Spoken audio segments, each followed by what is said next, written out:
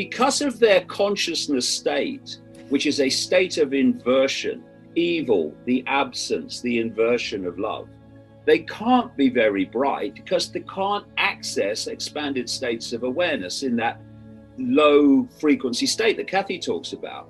The one thing we mustn't do is give these people too much power in the sense of what they are. What they've done, and the only way they could do it, is to put humanity in a smaller box than they're in. You know, they have this this symbol, the single all-seeing eye, right? Right. Well, the single eye, that's actually what they are. We are the two-eyed, third-eyed humans, potentially. They are the single eye. And, you know, for me, the phrase that sums up this situation is, in the kingdom of the blind, the one-eyed man is king. So the one-eyed man has made humans blind, and that's how it controls. When humans open their eyes and see, then they'll realize that these all-powerful people are not all-powerful at all. They're clever in the sense that they know how to manipulate perception. This is another fundamental reason why they want to control the information that people receive, because basically the brain starts processing information based on the information that it's receiving, and if that information doesn't change, then it goes on processing in the same way. All the neuron pathways, all of them operate in the same way. And you can get people, going back to what I said about isolating people in body, mind, five senses, where they basically are just literally like software programs. They're just processing information in the same way without the ability to break out of that neuro stranglehold and process information in a different way. And when you start to awaken to your true self, expanded levels of awareness, then they come into the information processing game, and they start to change the way, as you perceive a more expanded reality, they start to change the way the brain is processing information, because what it's receiving is changing now. And this is why you can be fast asleep and seeing the world in a certain way, which you're told to see it, how you're told to see it. And then suddenly something else comes in, if you open to it, which can override that program. Expanded states of awareness can override that program. And then suddenly you're seeing the world completely differently, because your brain is processing a different kind of information, a more expanded state of information. And it changes to respond to that, and suddenly everything starts to change in terms of your perception.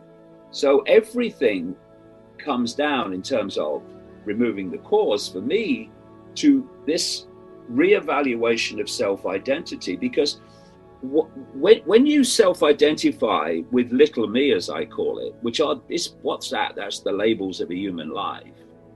Then you're seeing everything in terms of limitation.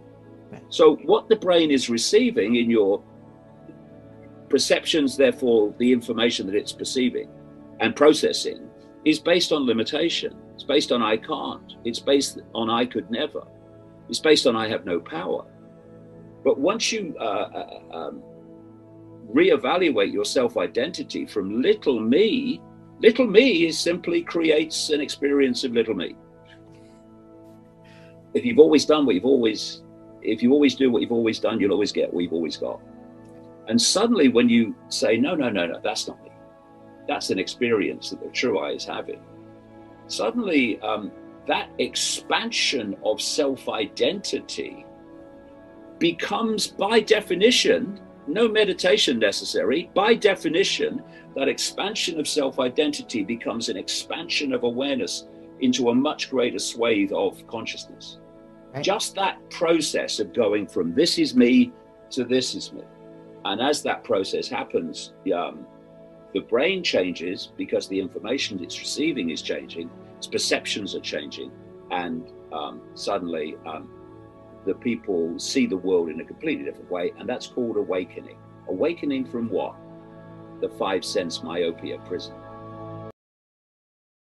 I hope you enjoyed today's message. In this video, David explored the notion that the system, due to its consciousness state, is unable to access expanded states of awareness.